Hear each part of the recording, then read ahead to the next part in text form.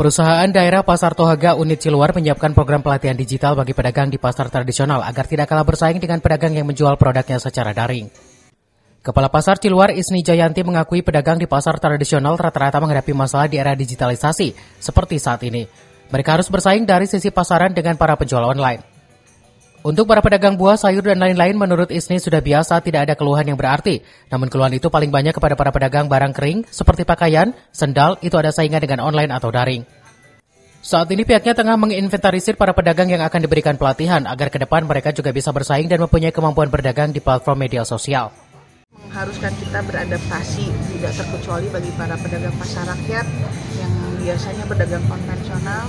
Kita ajak untuk berdagang secara online. Online shopping sudah dimulai di pasar Ciluar ini sejak bulan lalu dan insya Allah akan terus berkembang. Gunanya apa? Agar pedagang lebih terhadap perkembangan zaman. Jadi biarkan mereka ikut dalam perhelatan online shopping sehingga masih ada perputaran uang di pasaran. Dari Kabupaten Bogor, Cevi Suryadi melaporkan.